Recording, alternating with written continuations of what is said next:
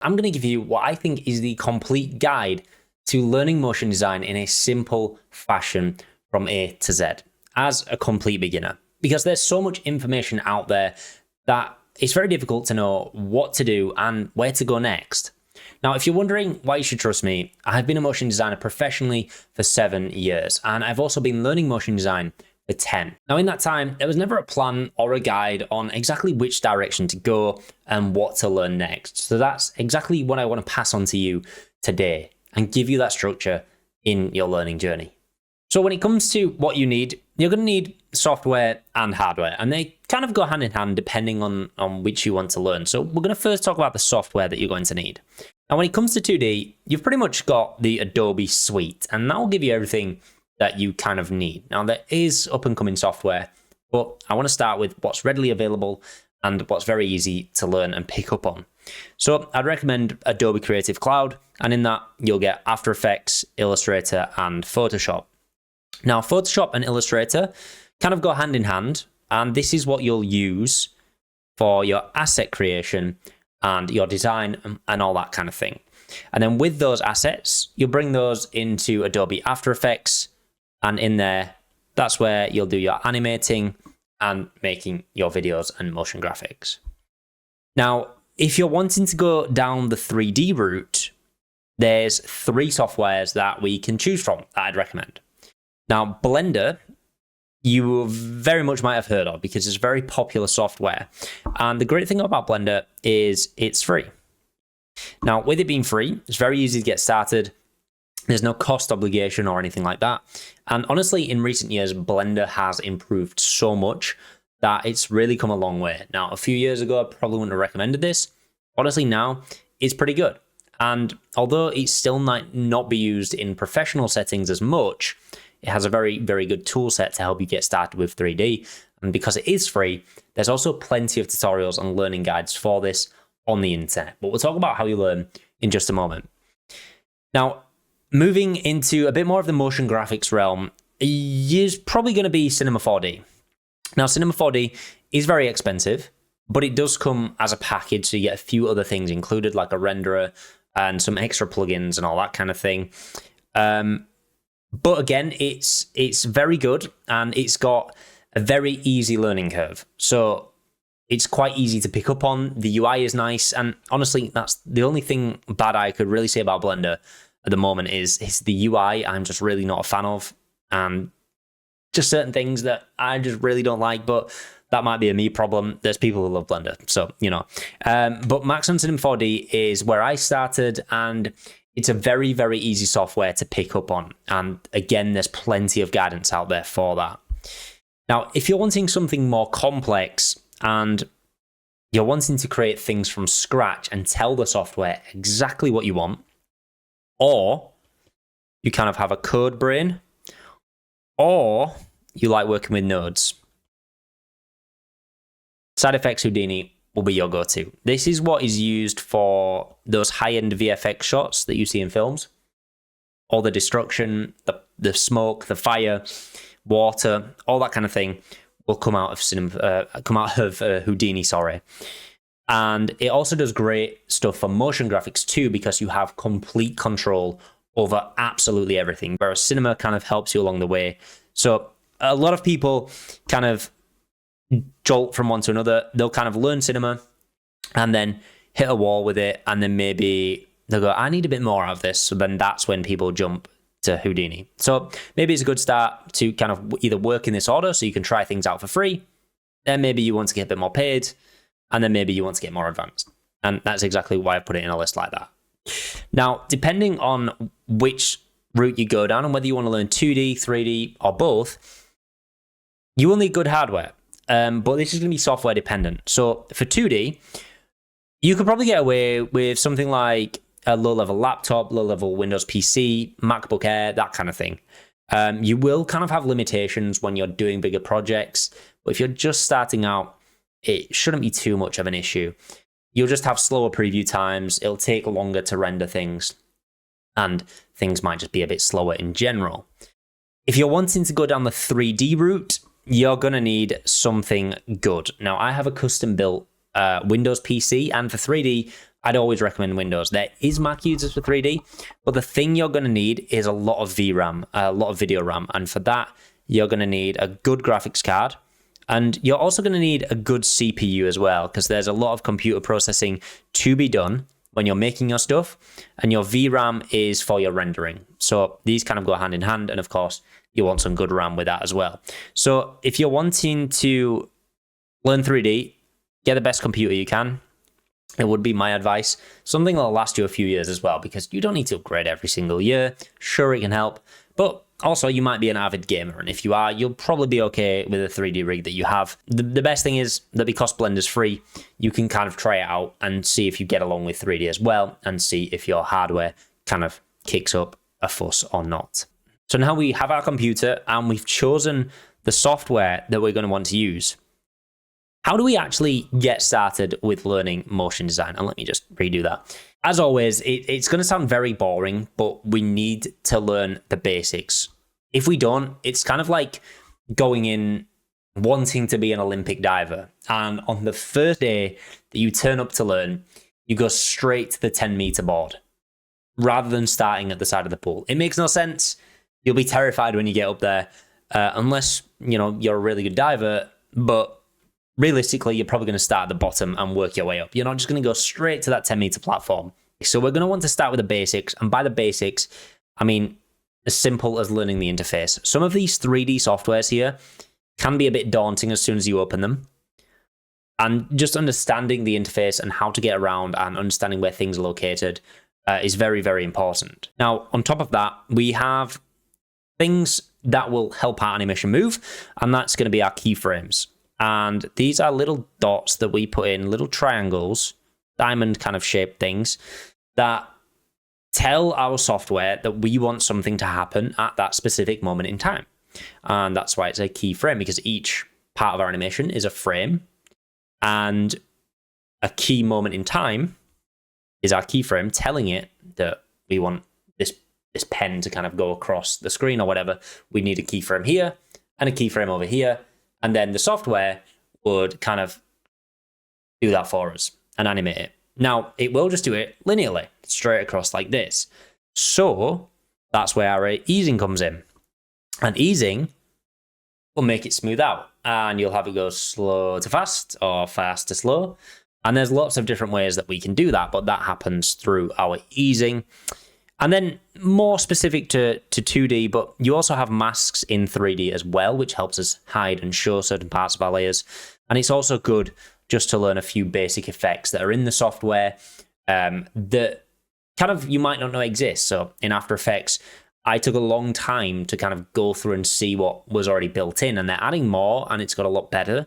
But I used to build things from scratch, not knowing that things already existed, and I didn't need to do that. So it's always good to kind of learn the basics and learn what the software actually has to offer. Now, on top of just learning the basics of your software, you're going to want to learn the basics of design. Now, I know this might seem a bit counterintuitive as a motion designer, but you can't out-animate bad design, and they go hand in hand. So if your color theory is terrible, your animation probably won't look that great. So imagine you have neon colors and you have like 10 neon colors all over the screen. It's probably not going to look great. And if things aren't readable, it's just not going to work. And color is a very important thing. You don't want it to hurt your eyes. You want everything to look nice. And color is a very difficult thing, although it can seem quite easy. To get right is a very difficult thing to do. So I'd highly recommend you start learning some design.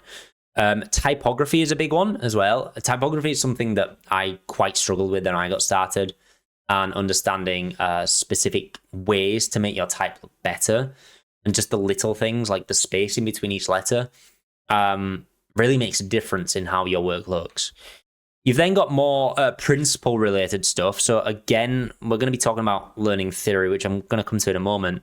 But you've got things like your composition, so how your overall frame looks, the contrast between your objects, and your hierarchy. So to explain this, your composition is kind of like your overall frame. Your contrast is going to be like big and small or dark and light. And then your hierarchy would be some text. So say I have big text here, then little text there. The hierarchy is the order in which you're going to see things. So first of all, you'd probably see this. then you'd see this and read that block of text, and then you might see this shape last, or maybe you'll see the circle, then the square, and then the text. Kind of just depends how those are all sized, but it's just the hierarchy is the order in which we see things. So once you kind of learning the software, getting a bit of idea of design, you really do, and I can't stress this enough, is put a really strong focus on the theory and the principles of animation and design, because these will always be the foundation of every project that you make. So design has its own principles, kind of like this hierarchy, contrast, composition, what I've talked about, typography. Animation has its own too. So animation, there's a great book called The Animated Survival Kit, which will take you through the 12 principles of animation. And you've got stuff like squash and stretch and overshoot. And while that might not make sense now, when you focus on the theory and principles, it will. Now, you might be wondering, well, this is great, Scott. You've talked about what software I should get and what I should learn, but where do I learn these? Now, honestly, I think there's no better time to learn than right now, because we have access to so much information now that it's unbelievable. It's in our eyes all the time. So, of course, you could go down the route of college or university, ignore my terrible writing, or university. Now, I did a university degree, and it taught me a few things. It got me, got me going with things. A lot of it was self-learning. So I did end up kind of self-learning stuff as well. Although I had tutoring with this, I did self-learn on top. So where did I self-learn? So, of course, you're on one right now. You've got YouTube. And YouTube is a fantastic resource for motion design, specifically because you can just kind of follow along to what people are doing and pick up on the basics of things. Now, you will kind of hit a limit with YouTube, but we'll talk about this in a moment. And then, obviously, on top of YouTube, you've got Google. Now, more often than not, if I've ever hit a problem, Google's my first resource, because there'll be someone who's probably hit that problem before. There'll be advice on forums, advice on Reddit, that kind of thing. So we kind of can learn from all of these. If I've ever had a problem, just type it in how to fix it. Someone has probably got an answer. Now, on top of these things, we do also have more premium courses as well. And one such is my Motion Essentials course, where I'll help you master the fundamentals of After Effects from the very basics. Throughout my course, I will take you through a series of lessons and projects where we'll put into practice everything that I'm teaching you so that you can fully feel comfortable with what you are doing in After Effects. And if you have any questions or concerns along the way, there's also a private community where you can speak to me directly and I can help you with anything that you need. Now, if you want to check that out, you can check out the link in the description below where you can see exactly what I have to offer. But if you don't want to go down my route, there is also plenty of other courses available, and these are great for speeding up your learning. Now, of course, all this information is around YouTube and Google. Don't get me wrong, you'll find all of this stuff there as well. But courses just help speed up the process of what you are doing, and they take you through a similar linear process of A to B so that you can fully understand with help along the way. Now, on top of these things, there's one very underrated place that people always forget to look, and that's going to be the help manual for each software. So Adobe in particular, and I know Cinema 4D and Side Effects Houdini have great ones. The user manual is fantastic for getting up and running with the software. There'll be stuff in there to teach you the basics, teach you understanding how to do certain things and how to do simple techniques. And really, they'll get you up to speed with the software. And on top of this, they'll probably have a help function. So if there's anything in the software that you don't quite understand, you can probably search for them in the manual and it'll take you to a page where it will explain exactly what that thing does in the software. And this is something that's often overlooked, but is probably one of the best resources that you can use on top of these other things combined.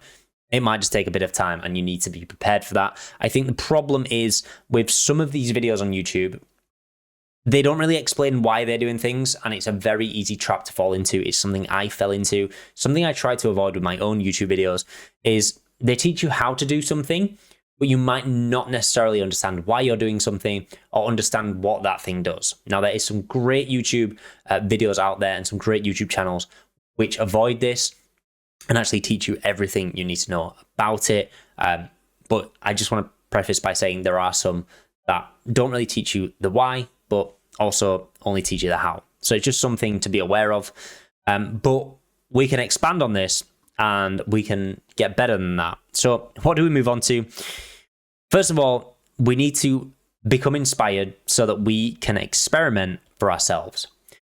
So how do we do this? How do we get inspired? We have kind of an understanding on learning the basics, and we know what software we're using. We've chose our software. We've learned some basics, and we've got some theory and principles down. We've started to learn. We've done a bit of YouTube. We've done a bit of Googling. Maybe checked out the help introductions. Maybe taken a course or two. And at this point, you'll kind of hit a wall. So if I draw a graph, and this is your learning, it's going to go really fast, and it's going to slowly taper off until you hit there. And here, right there, that's where you're going to hit a wall, where courses, tutorials don't really help. You kind of don't really learn anything new as such. You're not really learning any techniques, anything interesting, how to do something. It's kind of more just behind the scenes. So where do you go from there when you hit this wall of, I don't really know what to do, I can't get better, I've watched tutorials? Well, you need to become inspired. And how do we become inspired? Well, you can look at other people's work. And there's a great book called Steal Like an Artist. Ignoring my terrible left-handed handwriting.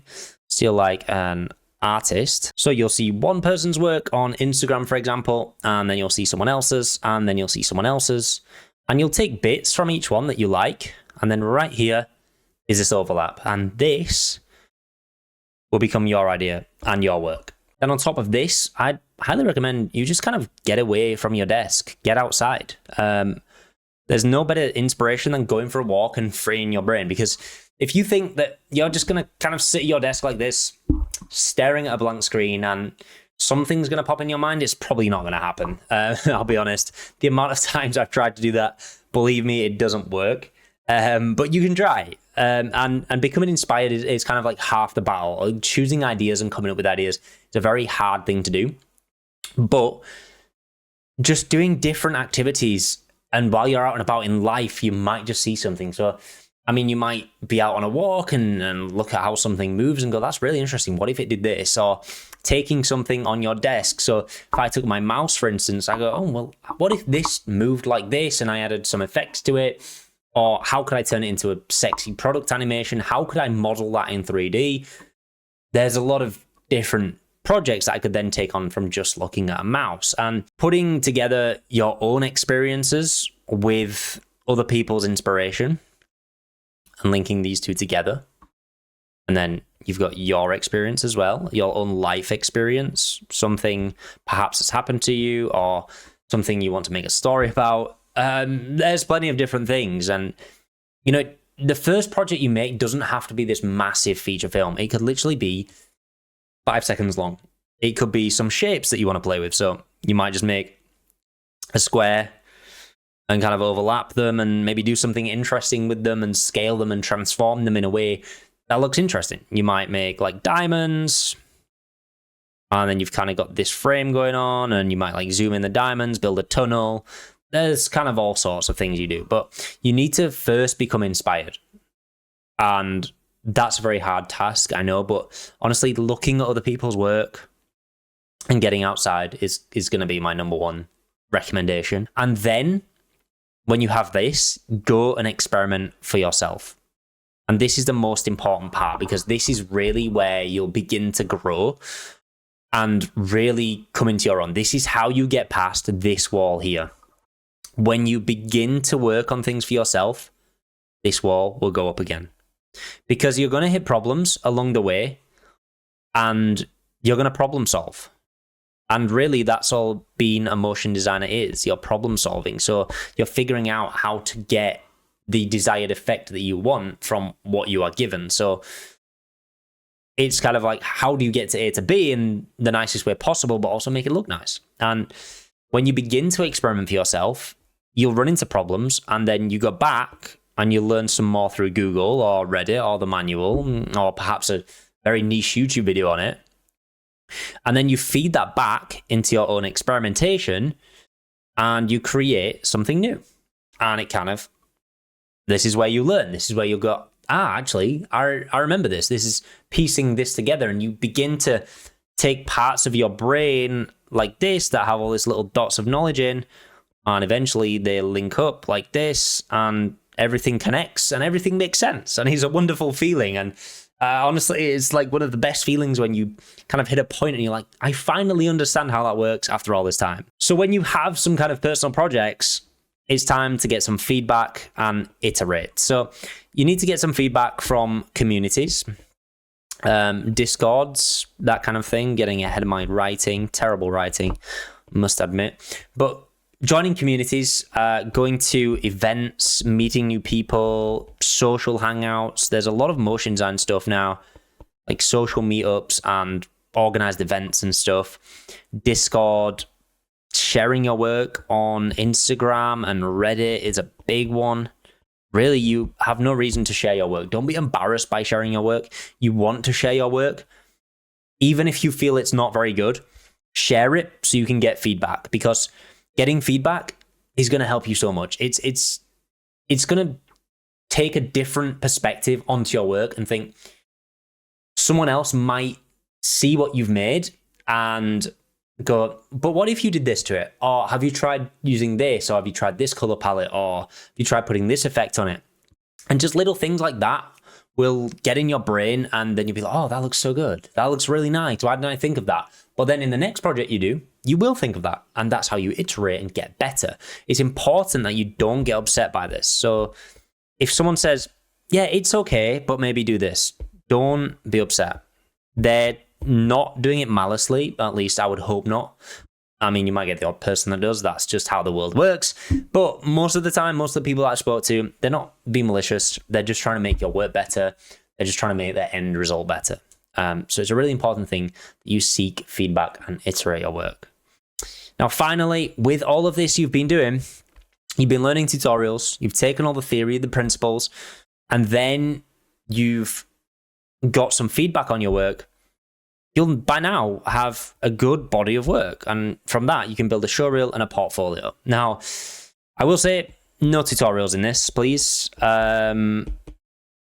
Because someone who knows a popular tutorial will spot that in your showreel and it won't make you look that great. So I'd try avoid, if you can, avoid tutorials. Sometimes you might just want to put it in. But I could talk about showreels in a whole nother video where I can go a bit more in depth of building this. I think I've run on a little while, but this will all kind of go hand in hand. So you'll begin to build your showreel by becoming inspired and creating your own work, and then you'll get feedback on that work, and then you'll iterate, and that'll get better, and then you go, okay, well, I'll put that in my portfolio. And then again, you'll go back to being inspired, and then you'll iterate, share your work, and again, that'll build in your portfolio. And over time, this work will get better and better and better, and it'll feed out and feed out and feed out and feed out, and you'll have a solid body of work and a portfolio that you're really, really proud of. And that's kind of the journey of being a motion design. And these bottom 3 steps never really end. You're kind of just always iterating, learning new things, becoming inspired, getting some feedback, sharing it, and building a portfolio. And that's kind of all it is. And that's all it is as you kind of go up the levels. Now, earlier I did mention that I do have a video on getting started with the basics of After Effects. So if you want to check that out more in depth, you can go ahead and watch this video next, where I'll help you with all of that.